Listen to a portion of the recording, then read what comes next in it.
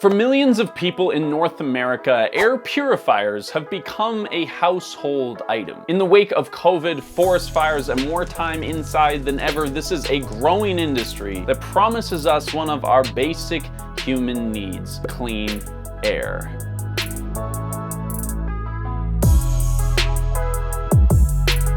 Today, air purifiers are a household standard for a lot of people, and the industry is said to be worth over $1 billion.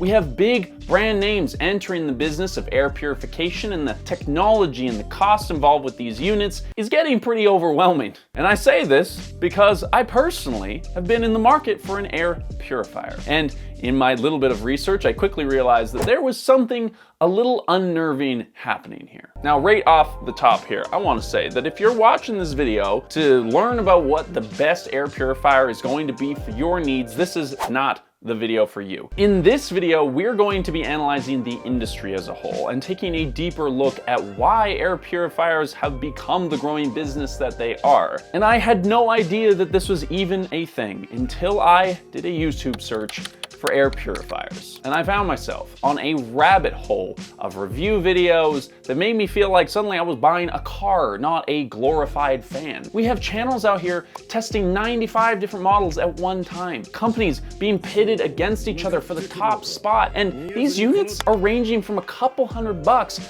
to over $1,000 a piece. And listen, it was about this point when I kind of realized that we needed to make a video about this, because there was so much happening that I didn't understand, and I thought, honestly, we make videos here for a living about the consumer world, so why don't I get more writers to do the research for me? So one of the things that you will learn very quickly when you are researching air purifiers is that you need one that is HEPA certified. What does HEPA stand for? Well, of course, it stands for High Efficiency Particulate Air Filter, and you would know that if you were a World War II history buff like my father-in-law, because these filters were originally invented for war times to keep scientists, guard soldiers, and other people safe from radioactive particles. Honestly, this isn't even an uncommon story either. A lot of the modern conveniences that we enjoy here in the modern world were originally invented to kill other people. Microwaves, for example, that we use to warm up our hot pockets today, were originally used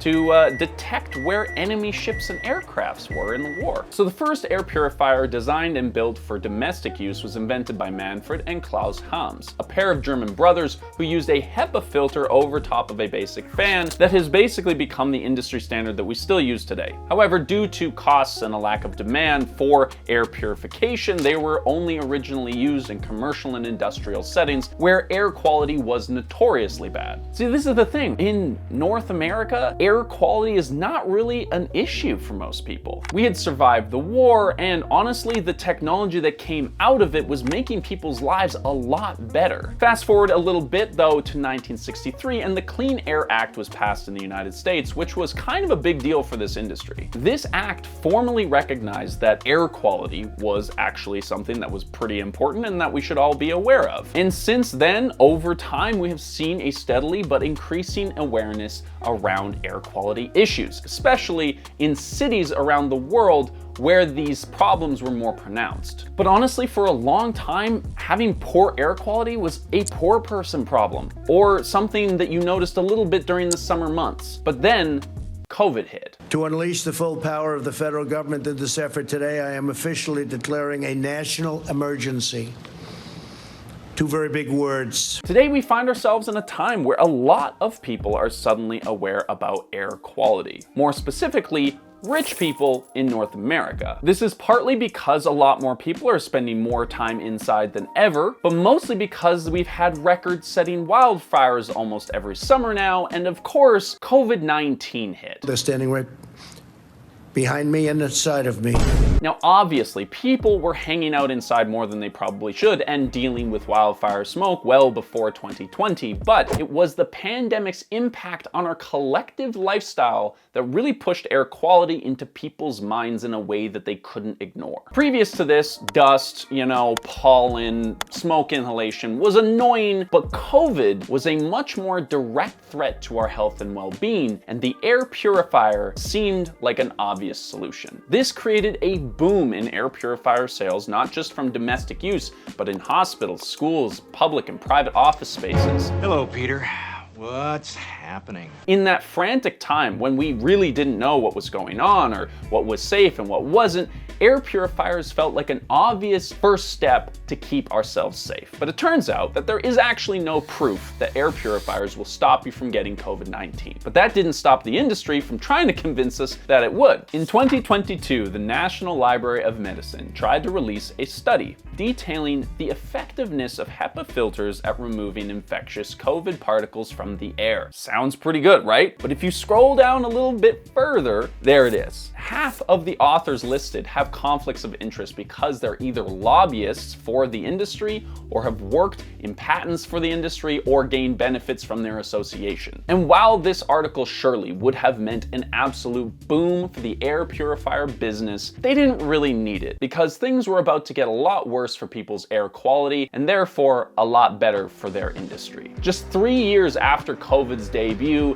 things might have been settling down for the air purifier market until North America was hit with a record-breaking fire season. The total wildfire emissions for 2023 were estimated to be 410 megatons. People across North America, as far south as Mississippi, felt the deep effects of the wildfire smoke, and they were rushing to find a solution because they were once again being told to stay indoors. And listen, I've been a part of a few fire seasons in my life, and if you have too, you know that it is a deeply unnerving experience. There's something incredibly dystopian about that dark sky and that big orange sun burning its way through, waking up in the morning with, you know, a sore throat or itchy eyes. So what else can you do? You can't go outside, but the air inside sucks too. Well, you buy yourself an air purifier. Because this is the thing. As long as we have lungs and there's pollution, chemicals, airborne illnesses, and wildfires out in the world, the need for air purifiers isn't going to shrink anytime soon. And the market has grown to show that. In 2022, air purifier sales in the United States were valued at $3.7 billion,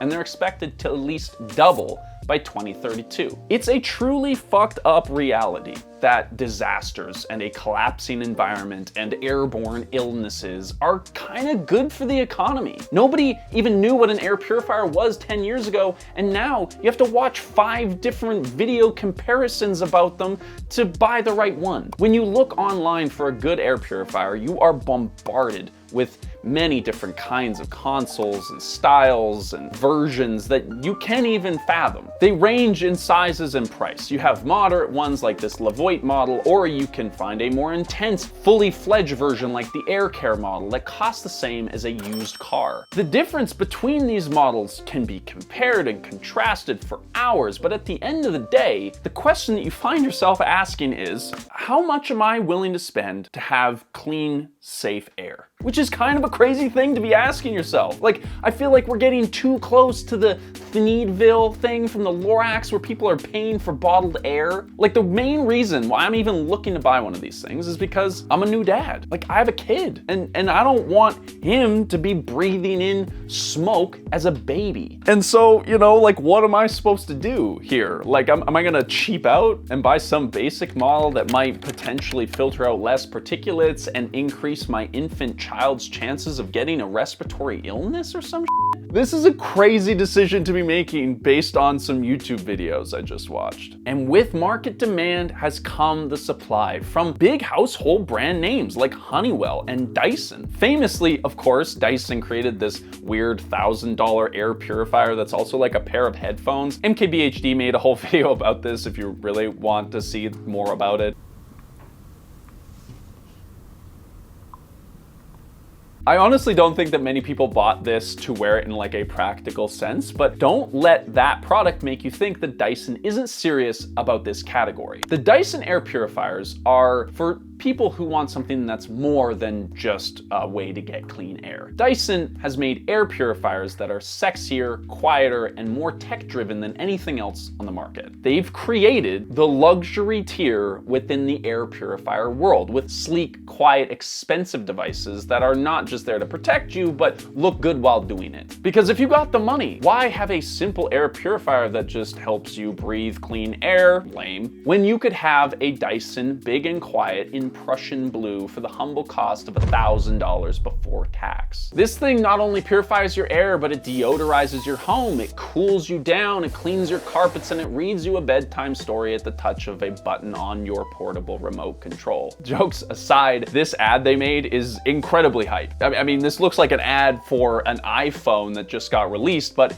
it's a f***ing air purifier. What Dyson's involvement in this industry shows us is that air quality is a rich person's problem too, and that means that there is money to be made. I would not be surprised if we start seeing other brands entering the space in the coming years and we see other technologies coming in to tap into this growing demand. And sadly, we're already on our way to thinking that this is normal. Just like the millions of people in the US and around the world that can no longer access clean drinking water that's not in a plastic bottle, our air is quickly going in the same direction. O'Hare Purified Air. Freshness to go. Please breathe responsibly.